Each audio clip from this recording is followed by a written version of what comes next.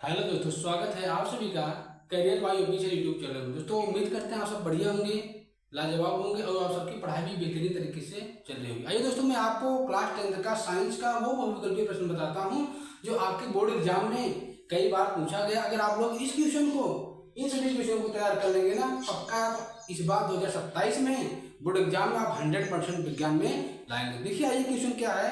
Question कह रहा है कि ये क्वेश्चन जरूर तैयार करिएगा, जिनको टॉपर बनना है समझ लीजिए कि आप कंफर्म है, आप अपनी सफलता में 2 कदम पीछे हो जाएंगे। क्या कर रहा है क्वेश्चन कि उत्तल दर्पण में प्रतिबिंब का आकार कैसा होता है। तो उत्तल दर्पण क्या होता है?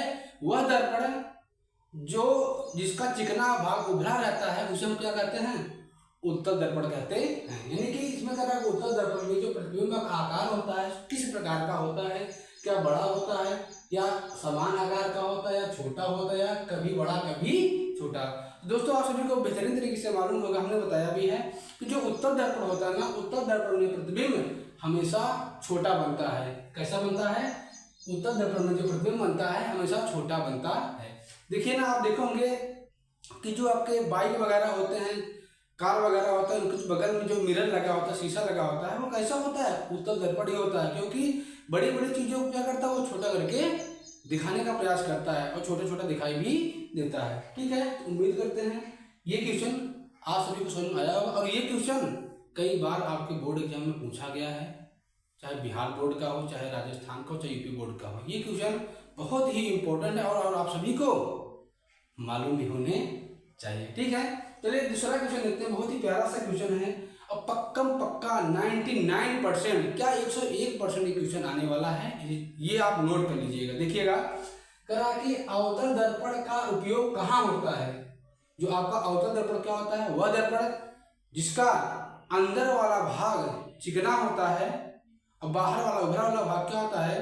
पेंट होता है। उसे हम क्या कहते हैं? अवतल दर्पण कहते हैं। क्या कह रहा है कि अवतल दर्पण, कह रहा है अवतल दर्पण का उपयोग कहाँ होता है? क्या गाड़ी के पीछे देखने में, या टार्च और सेविंग मिरर में होता है, क्या खिड़की में यूज होता है, या सड़क पर होता है? तो जो आपका अवतल दर्पण होता है ना, इसका जो उपयोग हम करते हैं, ये क्या करता है? प्रकाश किरणों को फैलाने का काम करता है। इसलिए इसका जो यूज होता है, इसका जो प्रयोग होता है ना, उपयोग होता है, वो कहाँ होता है? टार्च में होता है और सेविंग दाढ़ी बनाने वाले दर्पण में, शीशे में होता है। ठीक है, ये क्वेश्चन आपका है, बहुत ही प्यारा सा क्वेश्चन है। जो भी विद्यार्थी इस प्रकार के क्वेश्चन को नोट्स करेगा ना, वो पक्का है अपनी सफलता में 2 कदम आगे जा रहा है। ठीक है, इसलिए आप सभी को ये सभी क्वेश्चन नोट करना होगा। ध्यान दीजिएगा, पेन और कॉपी लेकर बैठिएगा। ठीक है, अगला क्या कर रहा है?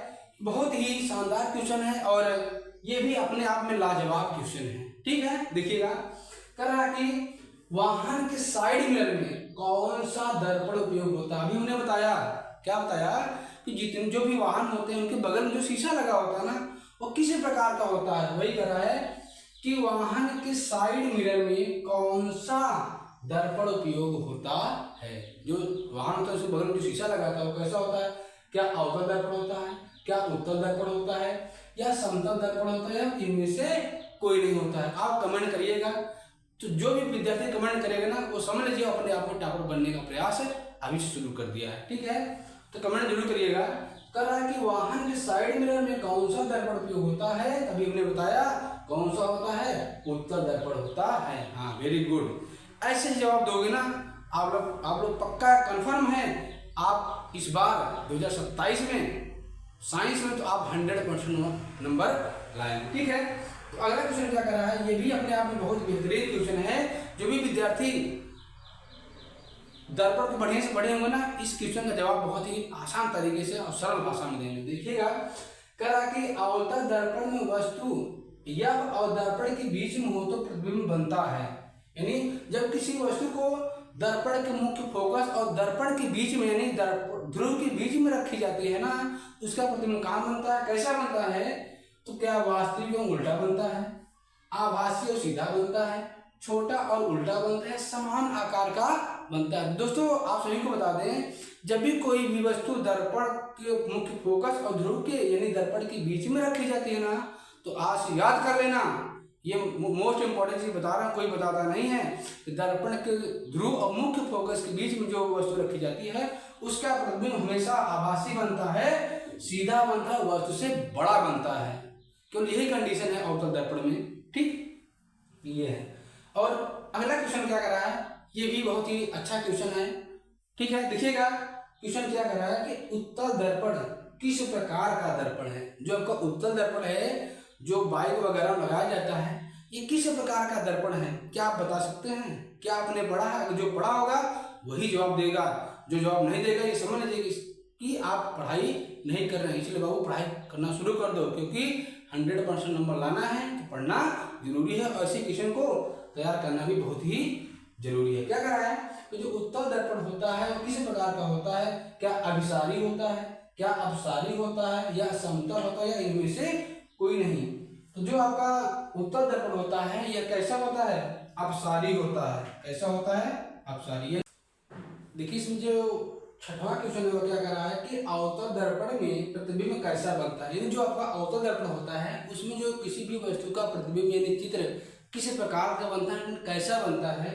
क्या आपका वास्तविक एवं उल्टा बनता है, आभासी और सीधा बनता है, वास्तविक एवं सीधा बनता है, या उल्टा एवं बड़ा बनता है? दोस्तों जो आपका अवतल दर्पण होता है ना, अवतल दर्पण में किसी भी वस्तु का जो प्रतिबिंब होता है 5 कंडीशन में क्या होता है?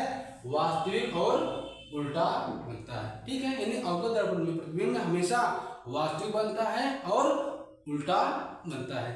अगला जो क्वेश्चन है बहुत ही प्यारा सा क्वेश्चन है, ये है कि अवतल दर्पण की सतह कैसे होती है। यानी जो आपका अवतल दर्पण होता है उसकी सतह कैसी होती है। हमने बताया आप सभी को कि जो आपका अवतल दर्पण होता है वो अंदर क्या होती है? धसी हुई होती है। यानी अंदर वाला भाग क्या होता है? चिकना होता है, और बाहर वाला जो भाग होता है उभरा वाला भाग होता है और क्या होता है?